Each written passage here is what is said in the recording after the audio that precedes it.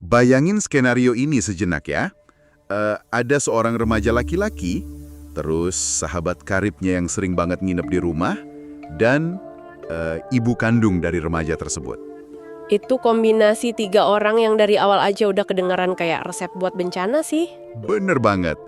3 orang yang harusnya punya batasan peran yang sangat kaku, tiba-tiba terjebak di pusaran cinta segitiga yang sangat nyeleneh dan saling menyilang. Wah, ini mah bakal menguji kewarasan banget ya ceritanya. Sangat menguji kewarasan.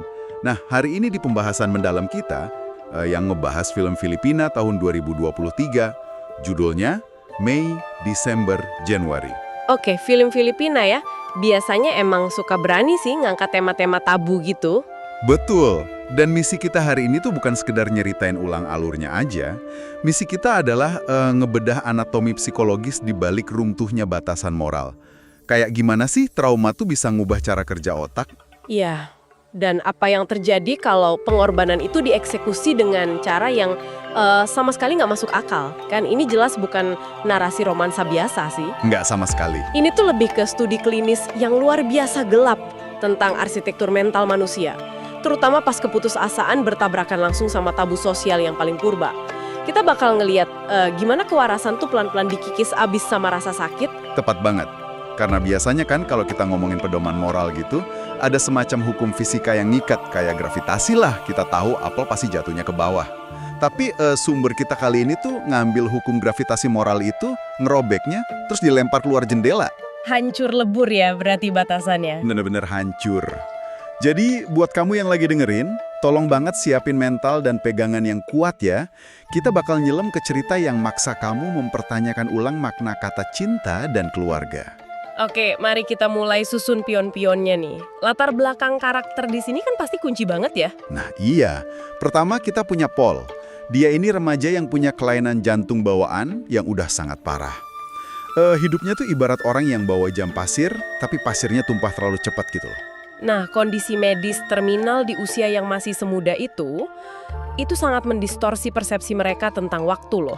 Otak remajanya kan harusnya mikirin cita-cita masa depan ya. Iya benar. Harusnya mikirin sekolah atau pacaran gitu kan. Betul, tapi dia malah dipaksa fokus ke garis akhir yang udah kelihatan jelas di depan mata. Itu beban psikologis yang berat banget. Terus pion kedua nih, ibunya Tante Claire. Dia ini janda dan mantan penulis. Yang bikin narik dari Tante Claire tuh, dia secara sadar menghentikan seluruh hidupnya. Karirnya, asmaranya cuma buat jadi pelindung tunggal buat Paul. Jadi bener-bener hidupnya cuma buat anaknya ya. Iya, overprotective banget. Dan pion ketiganya ini Migoy, sahabat karibnya Paul. Dia pinter sih di pelajaran IPA gitu, tapi keluarganya hancur lebur. Bapak ibunya tiap hari berantem hebat di rumah. Wah, broken home ya. Rumahnya jadi kayak ring tinju berarti buat dia. Nah, itu makanya Migoy jadiin rumah Paul ini sebagai safe space atau tempat berlindungnya dia. Sering banget nginep. Latar belakang ini tuh krusial banget buat dipahamin. Soalnya ini ngejelasin mekanismenya nanti. Kita kan nggak lagi nganalisis orang-orang yang sehat secara emosional nih. Setuju. Mereka semua punya masalahnya sendiri-sendiri. Ya kita ngelihat 3 orang yang tangki afeksinya tuh bener-bener kosong melompong. Mereka bawa trauma masing-masing dan tanpa sadar saling nyari tambalan dari satu sama lain. Dan proses tambal-menambal inilah yang bikin ledakan pertama. Jadi kan Migoy sering nginep tuh buat hindarin keluarganya. Lama-lama dia mulai salah fokus. Dia nggak lagi ngelihat Tante Claire sekedar sebagai ibunya teman. Wah, mulai bahaya nih. Suatu malam nih ya, di dapur, Migoy tiba-tiba melangkai batas. Dia nyatain cinta dan nekat nyium Tante Claire. Astaga, berani banget ya anak SMA nyium emaknya temen. Terus reaksi ibunya gimana? Nah, awalnya sih masuk akal ya. Tante Claire kaget terus ngasih salam olahraga, alias nampar wajahnya Migoy dengan keras. Ya wajar dong ditampar, itu kan temen anaknya sendiri. Tapi nih, ada tapinya, besok malamnya pas mereka papasan lagi di lorong, pertahanan Tante Claire tiba-tiba runtuh. Tamparan itu malah berubah jadi pelukan, dan akhirnya mereka melanggar semua batas norma. Mereka diam-diam jalin hubungan di belakang Paul. Bentar, perubahannya drastis banget deh. Dari nampar jadi nerima dalam semalam. Nah, itu dia. Coba jelasin deh, ini ibarat numpang berteduh di rumah temen, Malah jadi yang punya rumah. Migo ini bingung bedain figur ibu sama kekasih atau gimana sih? Kalau dari sisi psikologi sih, fenomena yang dialami Migo ini namanya displacement atau perpindahan psikologis. Otak remajanya kan lagi dibanjiri hormon dan stres tuh dari rumahnya. Jadi dia nyari pelampiasan gitu ya? Tepat. Dia nggak bisa misahin secara logis antara rasa aman yang didapat dari sosok ibu dengan ketertarikan romantis. Migo itu numpahin semua rindu kehangatan keluarga secara membabi buta ke satu-satunya wanita yang ngasih dia perhatian. Oke, kalau Migoy aku masih paham lah, dia remaja labil lagi stres. Tapi Tante Claire ini gimana coba? Dia kan orang dewasa, yang punya rumah, yang bikin aturan. Kok bisa luluh? Nah, buat mahamin Tante Claire, kita nggak bisa pakai kacamata rasionalitas moral biasa. Kita harus ngelihat dari sisi kelelahan biologis dan mental, atau sering disebut caregiver burnout. Kelelahan merawat anak yang sakit parah itu ya? Betul. Bayangin aja sistem imun tubuh. Tante Claire ini ibarat imun yang udah diforsir kerja 24 jam sehari selama bertahun-tahun. Dia udah matiin identitasnya sebagai wanita demi peran pengasuh. Jadi pertahanannya emang udah lapuk dari dalam gitu? Sangat lapuk. Terus tiba-tiba ada orang datang yang memvalidasi eksistensinya sebagai wanita yang diinginkan, meskipun itu sahabat anaknya sendiri. Itu efeknya kayak virus kecil yang tembus ke imun yang udah capek banget. Rem moralnya blong. Wah, analogi sistem imunnya masuk akal banget sih. Jadi ini tuh tentang rasa haus validasi yang disiram air setelah kemarau bertahun-tahun ya? Ya, kesepian yang ekstrim bisa bikin orang ngelakuin hal absurd. Tapi tunggu dulu, jangan napas lega dulu nih, karena keabsurdan cerita ini tuh baru pemanasan doang. Lah, masih ada lagi yang lebih gila. Masih panjang. Perselingkuhan mereka ini nggak bertahan lama karena ketahuan sama Paul. Wah, meledak dong pasti si Paul ngelihat ibu sama sahabatnya begitu. Nah, logika manusia normal kan pasti ngerasa dikhianati ya, ngamuk, hancurin barang. Tapi yang terjadi ini bener-bener bikin merinding. Paul nggak marah sama sekali. Dia malah senyum ikhlas. Senyum. Gimana ceritanya dia ikhlas? Paul bilang dia merestui hubungan mereka, asalkan ibunya nggak disakiti. Kenapa? Karena ada twist besar di sini. Ternyata Paul itu penyuka sesama jenis. Dan cowok yang selama ini dia cintai dalam diam tuh ya Migoy. Wah, gila. Ini sih pembelokan naratif yang maksa kita ngubah semua asumsi soal karakter mereka ya. Bener-bener bikin ngelek kan? Nah, di tengah kebingungan mencerna info berlapis ini, aku ngerasa perlu jeda sebentar nih buat penonton kita. Buat kamu, pendengar setia Zalfa Channel yang selalu nemenin sesi kita, aku mau kirim doa khusus nih di titik ini. Iya, butuh banget didoain kayaknya penonton kita supaya nggak ikutan gila. Amin. Semoga kamu yang lagi dengerin ini di Zalfa Channel selalu dikasih kesehatan ya.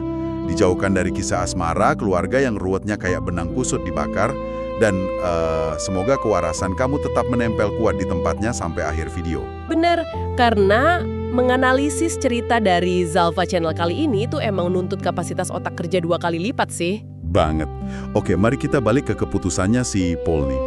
Pengulas film mungkin gampang yang nyebut ini sebagai pengorbanan tertinggi anak. Tapi bukannya ini agak masokis ya? Maksudnya gimana tuh? Ya, biarin sahabat yang kamu cintai secara romantis buat jalin hubungan fisik sama ibumu sendiri. Apa ini bukan bentuk manipulasi emosional yang gelap? Kayak Paul jadiin ibunya jembatan biar Migoy nggak pernah pergi dari hidupnya gitu. Wah, observasi kamu tajam banget. Emang wajar sih curiga sama motifnya Paul. Tapi kita harus ngebedah lagi gimana otak orang yang ngadepin kematian itu beroperasi. Oh, karena penyakit jantungnya tadi? Ya, Paul kan hidup dengan penyakit terminal. Secara klinis, pas orang apalagi yang masih muda sadar waktunya udah mau habis, pusat penghargaan di otak mereka bergeser. Mereka berhenti nyari gratifikasi jangka panjang. Ini yang memicu altruisme ekstrim. Oh, jadi ini bukan manipulasi sadar ya? Lebih ke proyeksi rasa putus asanya dia? Tepat. Paul sadar banget kalau Migo itu lurus. Ditambah kondisi fisiknya nggak ngasih dia waktu buat nyari cinta yang baru. Jadi dia mikir, kalau dia nggak bisa milikin Migoy, seenaknya 2 orang yang paling dia sayang ini bisa saling bahagiain. Astaga, itu suram banget sih. Paul pengen bikin semacam monumen hidup gitu ya dari kegagalannya sendiri. Bener. Dia pengen fragmen eksistensinya tuh tetap hidup di antara mereka berdua walau dia udah mati. Tapi ya namanya fantasi pengorbanan Paul dan pelarian Tante Claire ini nggak kebal dong dari realita dunia luar. Migoy ini kan naif banget. Nah, dia tiba-tiba ngambil langkah yang makin gila. Dia mutusin pengen nikahin Tante Claire. Hah? Nikah? Anak SMA? Mau nikahin ibu sahabatnya? Iya. Dan dia beneran bawa Tante Claire sama Paul buat makan malam keluarga di rumah orang tuanya Migoy. Ini sih momen mikrokosmos pelarian mereka nabrak tembok realitas sosial ya. Hancur pasti. Coba deh, kamu yang lagi dengerin, bayangin jadi bapaknya Migoy di meja makan itu. Kamu lagi mau makan, anakmu pulang bawa perempuan seumuran kamu, dikenalin sebagai calon istri, terus bawa anak tirinya yang ternyata sahabat anakmu sendiri. Keselak lauk pasti tuh bapaknya. Amigdalanya pasti gagal ngenalin pola sosial sekacau ini. Banget. Bapaknya shock berat kayak ngeliat alien. Sementara ibunya Migoy nyoba pakai diplomasi, bilang nikah tuh sakral, jangan buru-buru gitu. Kan, dia nuntut legitimasi tradisional kayak pernikahan dari orang tua untuk ngeresmiin hubungan yang jelas-jelas ngancurin semua tradisi. Kenapa? Coba dia ngotot banget butuh pengakuan formal begitu. Karena alam bawah sadarnya tuh tahu kalau ini salah. Dia ngira label pernikahan tuh bisa jadi semacam pemutih dosa gitu loh. Ini murni kenaifan remaja yang nyoba maksain solusi dewasa buat masalah yang lahir dari trauma. Dan kenaifannya yang brutal ini nggak berhenti di meja makan loh. Malamnya, Paul kan nginep situ. Dia udah nggak kuat nahan perasaannya. Pas Migoy lagi tidur, Paul nyoba nyentuh Migoy. Wah bahaya. Ketahuan nggak tuh? Terbangun dong si Migoy, tapi bukannya marah. Responsnya Migoy ini malah lebih nyakitin psikologisnya Paul. Dia dengan santainya negesin kalau dia lurus, terus nawarin buat cariin Paul jodoh lewat aplikasi kencan online. Astaga, ditolak mentah-mentah ya jatuhnya. Iya, dan Paul jelas nolak. Gak lama abis percakapan itu, Paul kolaps dan jantungnya divonis makin melemah secara drastis. Nawarin aplikasi kencan di momen kayak gitu tuh puncak kebutaan patimnya Migoy sih. Dia ngobatin luka batin temennya cuma pakai plester doang. Dan kolapsnya Paul itu bukan kebetulan loh. Oh iya, ada penjelasan medisnya? Ada, ini manifestasi dari somatisasi. Tubuh dan otak kita kan berbagi jalur saraf yang sama buat meroses rasa sakit ya. Berarti sakit emosionalnya berubah jadi kerusakan fisik beneran dong? Persis, jantungnya secara medis emang udah di ujung tanduk. Pas penolakan itu terjadi, ditambah stres ngelihat cowok yang dia suka mau nikahin ibunya, hormon kortisolnya banjir. Beban emosional itu secara harfiah ngehancurin otot jantungnya. Gila sih, hatinya patah beneran merusak jantung fisiknya ya? Jantungnya jadi metafora sempurna dari hatinya yang hancur. Sangat menyedihkan sih emang. Nah, ini ngebawa kita ke babak akhir pembahasan yang rasionalitasnya bener-bener udah dicabut sampai akar. Pas Paul kritis di rumah sakit, Tante Claire nemuin pesan rahasia di HP Paul. Dia akhirnya sadar kebenaran mengerikannya. Anak lakinya tuh cinta mati sama pacarnya sendiri. Wah, kotak Pandoranya kebuka nih. Apa yang dilakuin ibunya? Awalnya sih logis. Dia langsung mutusin Migoy demi Paul. Migoy nangis merengek kayak anak kecil ke Tante Claire.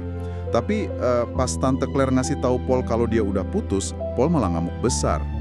Lah kok ngamuk, kan ibunya milih dia? Karena Paul pengen ibunya bahagia sama Migoy. Saking marahnya, Paul kejang dan masuk ICU lagi. Dokter akhirnya menjatuhkan vonis, umurnya Paul sisa hitungan hari doang. Ya ampun, ini pasti titik di mana struktur moral Tante Claire yang tersisa langsung hancur tak bersisa.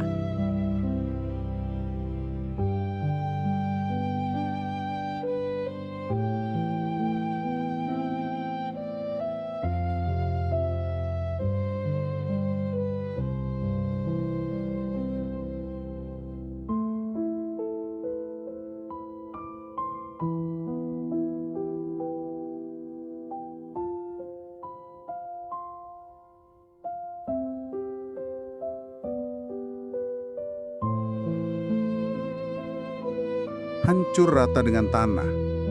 Demi menuhin keinginan terakhir anaknya, Tante Claire ngelakuin hal paling gak masuk akal yang pernah aku dengar. Dia balikan sama Migoy dan memohon ke Migoy buat tidur alias bersetubuh sama anaknya, si Paul. Astaga, sebagai ibu, dia minta pacarnya nidurin anaknya. Iya, lebih gilanya lagi, Tante Claire yang pesenin dan bayarin kamar hotelnya buat mereka berdua. Dia jadi fasilitator persetubuhan tabu ini. Ini benar-benar di luar nalar.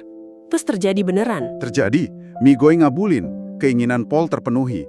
Gak lama setelah itu, Paul meninggal dengan tenang. Dan buat endingnya, Tante Claire beneran nikah sama Migoy, disaksikan sama arwah Paul yang senyum dari kejauhan. Aku sumpah kehabisan kata-kata sih. Wajar kalau kamu kaget dan nolak cerita ini. Kalau kita analisa, sutradaranya lagi mendekonstruksi habis-habisan pepatah kasih ibu sepanjang masa. Maksudnya diobrak-abrik gitu konsepnya. Sama anakmu tuh kerusakan moral fatal nggak sih? Secara norma dan etika, iya, itu kejahatan moral tak terpantahkan. Tapi secara psikologis, karakternya Tante Claire ini sangat konsisten loh sama traumanya. Konsisten gimana coba? Orang waras mana yang ngelakuin itu? Ingat identitas tunggal dia tadi. Dia cuma ibu dari Paul. Pas ancaman kehilangan Paul udah di depan mata, traumanya menghapus semua fungsi rasional dan etisnya. Egonya, martabatnya, moralnya ditanggalkan. Di kepalanya tuh cuma ada satu tujuan, ngasih senyum terakhir buat anaknya sebelum mati. Mengerikan sih. Secara psikologis mungkin nyambung di otaknya yang udah hancur, tapi tetap aja bikin mual dengernya. Trauma yang nggak tertangani itu emang bisa bakar abis kompas logika ya? Bener banget. Dan kalau kita tarik kesimpulan yang lebih besar ya, keabsurdan ini tuh sebenarnya cerminan mengerikan dari rapuhnya isolasi manusia modern loh. Oh, menarik nih. Gimana tuh maksudnya? Coba deh pikirin. Zaman dulu kalau ada tragedi, penyakit, atau keluarga berantakan, ada komunitas, keluarga besar, tetangga yang ikut nyerap penderitaan itu.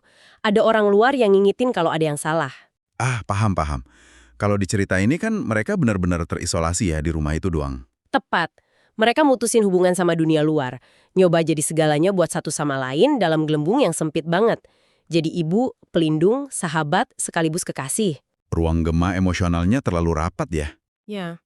Tanpa ada cahaya dari luar, cinta yang terlalu intens tuh malah membusuk. Mereka nyoba saling nyelamatin pakai cara yang ujung-ujungnya malah menghancurkan kemanusiaan mereka sendiri. Wah, itu sudut pandang yang provokatif banget sih buat dipikirin.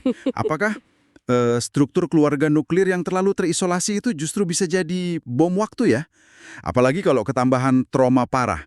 Batas antara pengorbanan sama kegilaan tuh ternyata setipis itu kalau kita sendirian. Betul, itu bahan renungan yang lumayan berat sih buat malam ini. Nah, buat kamu yang otaknya mungkin masih ngelek meroses rentetan keabsurdan cerita ini, aku pengen ngubah ruang dengar ini jadi ruang diskusi nih. Boleh tuh, penasaran juga sama reaksi pendengar. Iya kan? Coba Don, kamu tulis pendapatmu di kolom komentar. Menurut kamu, di titik mana sih Tante Claire harusnya sadar dan bilang, "Enggak, aku nggak bakal lewatin batas ini." Keluarin aja unek-uneknya di bawah. Pasti rame sih komentarnya ngebahas bapaknya Migoy juga tadi. Oh iya, bapaknya Migoy kasihan banget. Dan pastinya, jangan biarin algoritma matiin rasa penasaran kamu ya.